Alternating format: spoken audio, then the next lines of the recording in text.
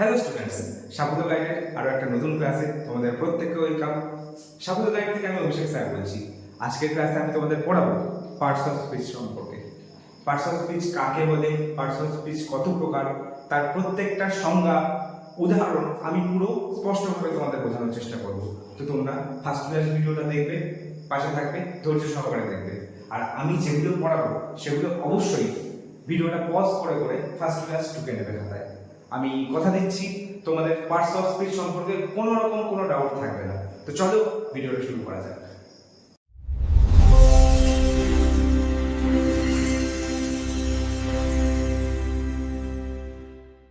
দেখো, parts of speech কথাটা শুনলেই বোঝা যাচ্ছে, নামটা শুনলেই বোঝা যাচ্ছে যে দেখো পার্ট মানে কি, পার্ট মানে অংশ, স্পিচ মানে কি বাক্য বা কথা। ঠিক আছে, তাহলে কি পার্টস অফ স্পিচ মানে কি একটা বাক্যের বা কথার অংশ, যেটাকে আমরা বলছি পার্টস অফ স্পিচ। ঠিক আছে, তাহলে আমরা প্রথমে ডেফিনেশন বা সংজ্ঞাটা করে নেই। কি বলছে? বাক্যের প্রতিটি শব্দ বা ওয়ার্ডকে বাক্যের অংশ বা পার্টস অফ স্পিচ বলে। ঠিক আছে, তাহলে এটা হলো সংজ্ঞা। এটা কত প্রকার? এটা হলো 8 প্রকার। তো সেগুলো কি কি দেখো এখানটায় করে দেওয়া হয়েছে। প্রথম প্রকারের নাম হলো নাউন, যেটাকে বাংলায় বলছে বিশেষ্য। পরেরটার নাম হলো প্রোনাউন, যেটাকে বাংলায় বলছে সর্বনাম। তারপরেরটা হলো ভার্ব, যেটাকে বাংলায় বলছে ক্রিয়া। তারপরেরটা হলো অ্যাডজেক্টিভ, যেটাকে বাংলায় বলছে বিশেষণ। তারপরেরটা অ্যাডভার্ব, যেটাকে বাংলায় বলছে ক্রিয়া বিশেষণ। তারপরের ভাগ হলো প্রিপোজিশন, যেটাকে বাংলায় বলছে পদান্বয়ী অব্যয়। আর একটা হলো কনজাংশন, যেটাকে বলছে সংযোজক অব্যয়। এবং এরপর আছে ইন্টারজেকশন, যেটাকে বাংলায় বলছে আবেগসূচক অব্যয়। আচ্ছা, এরপর আমরা প্রতিটা পার্ট সম্পর্কে একটু ডিটেলসে দেখে নেব, একটু ডিটেলসে আলোচনা করব, যাতে তোমাদের প্রতিটার সম্পর্কে ধারণাটা পুরো স্পষ্ট হয়ে যায়। আচ্ছা দেখো, পার্টস অফ স্পিচের প্রথম ভাগটা হলো নাউন। ঠিক আছে, নাউন নাউন হলো পার্টস অফ স্পিচের এমন একটা প্রকার যেটা সাধারণত ব্যক্তি, বস্তু বা কোনো কিছুর নাম নির্দেশ করে।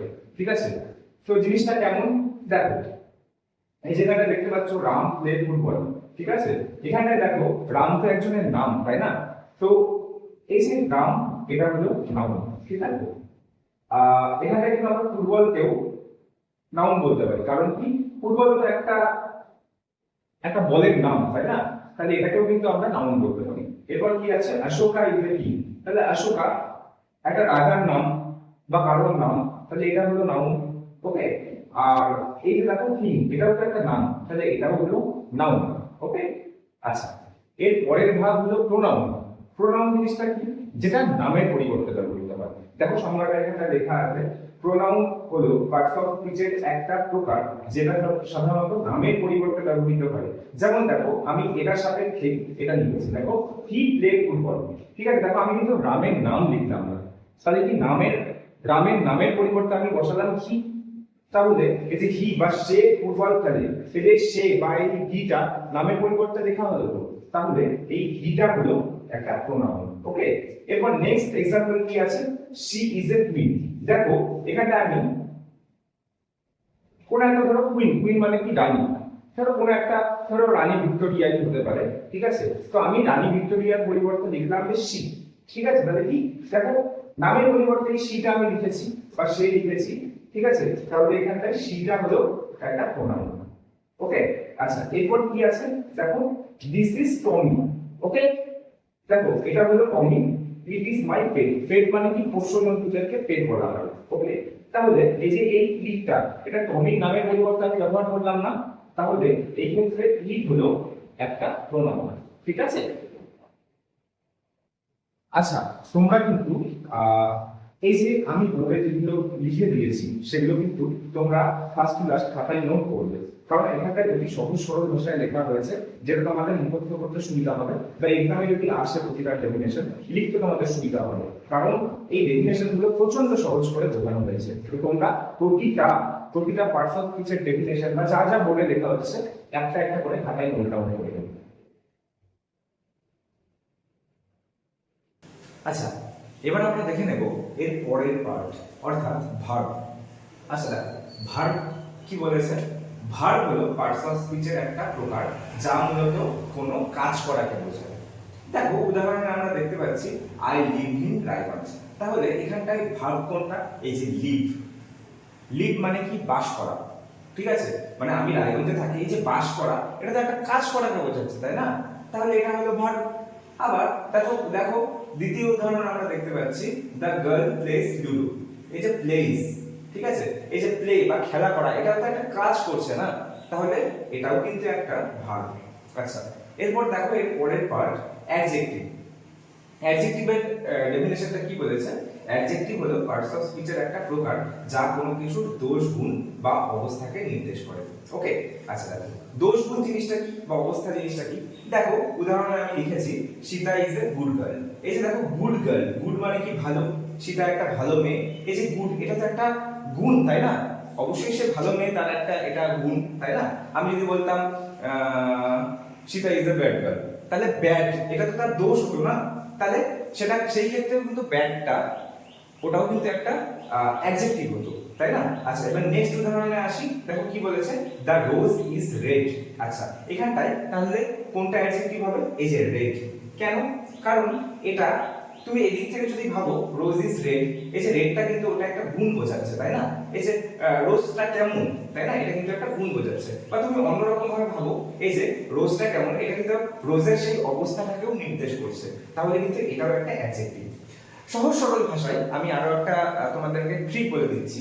তোমরা যদি কোনো সেন্টেন্সের ক্ষেত্রে সেন্টেন্সকে কেমন দিয়ে প্রশ্ন করো, তাহলে কিন্তু তোমরা অ্যাডজেক্টিভটা পেয়ে যাবে। আমি উদাহরণস্বরূপ বলছি যে সীতা একটা কেমন মেয়ে, গুড গার্ল, তাই না? ভালো মেয়ে, তাহলে ভালো বা গুডটা হলো অ্যাডজেক্টিভ। তারপরে কি? রোজ ইজ রেড, তার মানে রোজটা কেমন? রোজটা হলো লাল। তাহলে দেখো কেমন দিয়ে প্রশ্ন করে আমরা যে অ্যানসারটা পাচ্ছি সেটা কিন্তু অ্যাডজেক্টিভ। ওকে, এটা কিন্তু মাথায় রাখবে। চলো এবার টুকে নাও। আচ্ছা, এবার আমরা দেখে নেব পার্টস অফ স্পিচের পরবর্তী প্রকার অর্থাৎ অ্যাডভার্ব সম্পর্কে। দেখো অ্যাডভার্বের ডেফিনেশনে কি বলেছে? অ্যাডভার্ব হলো পার্টস অফ স্পিচের একটা প্রকার যা একটি ভার্ব, অ্যাডজেক্টিভ বা অন্য কোনো অ্যাডভার্বকে বিশেষিত করে। এই বিশেষিত করে বলতে কি বোঝাচ্ছে? দেখো এই যেখানে ভার্ব, অ্যাডজেক্টিভ আর অন্য কোনো অ্যাডভার্বকে বিশেষিত করে, এই কথাটা মাথায় রাখবেন। এবার আমরা একটা উদাহরণ যদি দেখে নিই তাহলে কিন্তু আমাদের কনসেপ্টটা ক্লিয়ার হয়ে যাবে। দেখো প্রথম উদাহরণে কি আছে? কিশোর সিংস লাউডলি। এটার বাংলা মানে কি? কিশোর জোরে গান করে। কি মানে গানটা কিভাবে করে? জোরে করে, তাই না? এই যে সিংস মানে কি? গান করা। এটা তো একটা ভার্ব, তাহলে দেখো ভার্বটাকে বিশেষিত করলো না এই লাউডলিটা মানে জোরে, তাহলে এটা অ্যাডভার্ব। দেখো আমার সংজ্ঞাটা মিললো।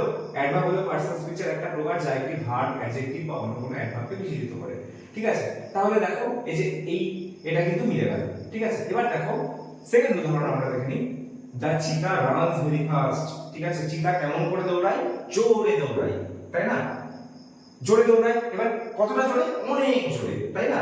তাহলে দেখো এখানে রানস, রানটা মানে কি? দৌড়ানো। তাহলে এই দৌড়ানোটা এটা তো ভার্ব, তাই না? দেখো এখানে কিন্তু ভার্বটাকে মডিফাই করলো না, এই যে জোরে যে দৌড়ায় সেটাকে মডিফাই করলো কি? ভেরি দিয়ে। ঠিক আছে, ভেরিটা কি? অনেক জোরে দৌড়ায়, তাই না? তাহলে দেখো এটা কিন্তু এই যে ফার্স্ট, ফার্স্ট হলো অ্যাডজেক্টিভ। অ্যাডজেক্টিভ কেন বলছি? কারণ অ্যাডজেক্টিভ এটা একটা তো অ্যাডজেক্টিভ মানে কি? দোষ, গুণ বোঝায়, তাই না? এই চিতার যে রান বা দৌড়ানোটা, এটা তো হচ্ছে এটা একটা গুণ বোঝাচ্ছে না? চিতার যে দৌড়ানোটা কেমন দৌড়ায়? অনেক জোরে দৌড়ায়, তাহলে এখানে ফার্স্ট হলো অ্যাডজেক্টিভ। এবার দেখো অ্যাডজেক্টিভটাকে বিশেষিত করছে ভেরি দিয়ে, মানে কি? জোরে দৌড়াচ্ছে, অনেক জোরে দৌড়াচ্ছে, তাই না? তাহলে এখানে ভেরি হলো অ্যাডভার্ব। আচ্ছা, এবার 3 নাম্বার উদাহরণে আমরা চলে আসি। I rise up early in the morning. ঠিক আছে, আমি সকালবেলা কেমন উঠি? মানে উঠি যে এটা হচ্ছে অনেক তাড়াতাড়ি উঠি। ঠিক আছে, আর্লি। তাহলে এখানটায় আর্লিটা দেখো এই যে রাইজ আপ মানে এই ভাবটাকে বিশেষিত করছে না আর্লিটা দিয়ে, তাহলে এখানটায় আর্লিটা হলো অ্যাডভার্ব। আচ্ছা, আমি তোমাদের আরো একটা ট্রিক বলে দিই।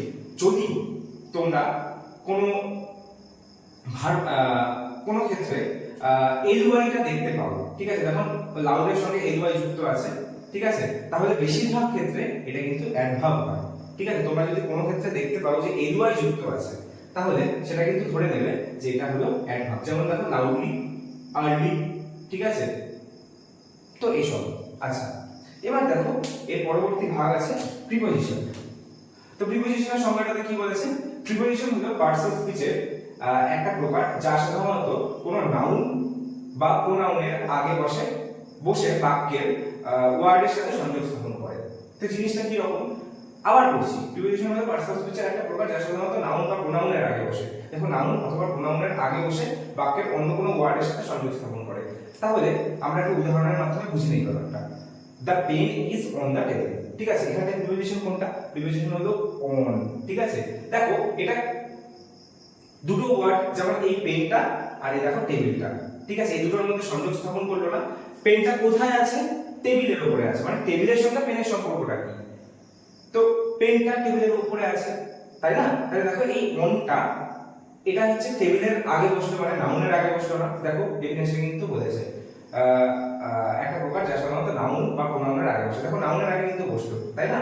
তাহলে এই অনটা নাউনের আগে বসে দেখো এই পেন আর টেবিলের মধ্যে সংযোগ স্থাপন করলো, তাই এটা হলো প্রিপোজিশন, ঠিক আছে।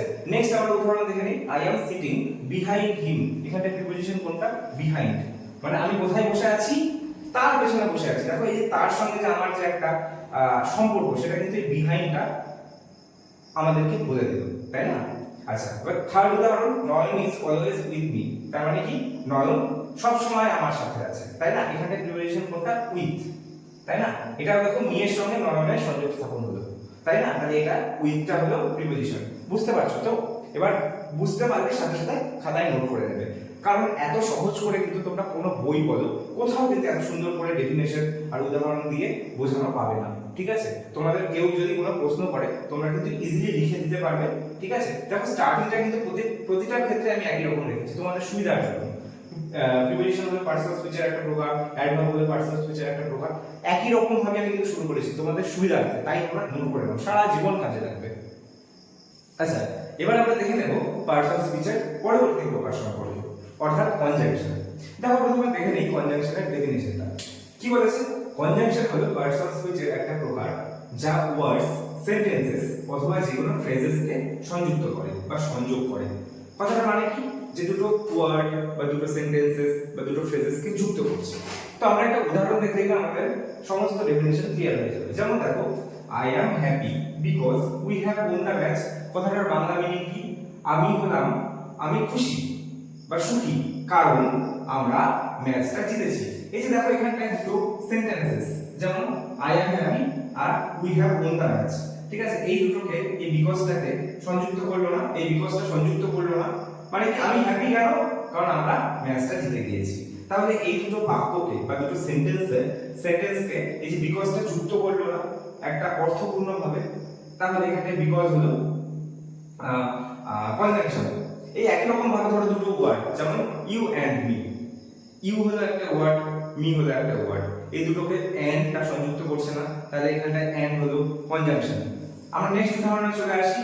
Ram and Lakshman are two brothers, ঠিক আছে। রাম এবং লক্ষ্মণ হলো দুই ভাই। এই যে রাম এবং লক্ষ্মণকে এই এন্ডটা সংযুক্ত করলো না, তাহলে এখানে আমরা নিঃসন্দেহে এন্ডটাকে কনজাংশন বলতে পারি, তাই না? ঠিক আছে, এবার আমরা দেখে নিই ইন্টারজেকশন মানে পরবর্তী প্রকার সম্পর্কে। দেখো ইন্টারজেকশনের ডেফিনেশনটা কি? ইন্টারজেকশন হলো পার্টস অফ স্পিচের একটা প্রকার যা মনের ভাব বা অনুভূতি প্রকাশ করে, তাই না? এই যে আমরা যে মনের যে ভাব, দুঃখ, বেদনা, যন্ত্রণা, এই অনুভূতিগুলোকে প্রকাশ করে। আমরা বাংলায় বলি না হাই হাই হাই কি দুঃখ, এই যেখানটা হাইটা হলো ইন্টারজেকশন, বুঝলে? তো আমরা তো এটা হচ্ছে ইংলিশ গ্রামারের ক্লাস করছি, তাই না? তাহলে আমাদের শুধু বাংলা জানতে হবে না, আমাদের ইংলিশটা জানতে হবে। যেমন আমরা দেখে নিই একটা উদাহরণ দিয়ে আমরা দেখি। দেখো, hurray India has won the match. এই যে আমরা ধরো কোনো কিছু জিতে গেলে বা আমাদের কোনো টিম জিতে গেলে আমরা একটা মনের ভাব প্রকাশ করি না, হুররে। এই জিনিসটা হুররেটা হলো ইন্টারজেকশন, ওকে? বুঝলে? এই যে এটা একটা মনের ভাব বা অনুভূতি না? আচ্ছা, এবার দেখো নেক্সট উদাহরণ। Alas she has lost her father. এই যে আমরা বলি না হাই হাই, ওটা কি ইংলিশে বলে অ্যালাস, ঠিক আছে? তাহলে এই অ্যালাসটা হলো ইন্টারজেকশন, কারণ এটা মনের ভাব, এই যে দুঃখের যে অনুভূতিটা সেটা প্রকাশ করলো না, তাহলে এখানে অ্যালাসটা হলো ইন্টারজেকশন। তাহলে তোমরা এতক্ষণ দেখে নিলে পার্টস অফ স্পিচের 8টা প্রকার সম্পর্কে। আশা করি তোমাদের বুঝতে কোথাও কোনো অসুবিধা হয়নি। তবে যদি কোনো রকম অসুবিধা হয়ে থাকে অবশ্যই তোমরা কমেন্ট বক্সে কমেন্ট করে জানাবে, যাতে আমি বুঝতে পারি যে তোমাদের কোথায় কি বুঝতে অসুবিধা হচ্ছে। আর যদি ভিডিওটা ভালো লাগে অবশ্যই তোমার মনের যা অনুভূতি আছে অবশ্যই স্পেশালি এই যে ইন্টারজেকশনের আর কি উদাহরণ দিয়ে তোমরা সুন্দর করে ইংলিশে লিখে দেবে ভিডিওটা তোমাদের কেমন লেগেছে, ওকে? আর অবশ্যই প্লিজ ভিডিওটা বন্ধুদের মাঝে শেয়ার করে দিও, যাতে আমি পরবর্তীতে ভিডিও বানানোর জন্য আবার উৎসাহ পাই। অবশ্যই কমেন্ট করতে, লাইক করতে, শেয়ার করতে কিন্তু ভুলবে না। তো চলো, আজকের জন্য টাটা, দেখা হচ্ছে পরবর্তী ক্লাসে।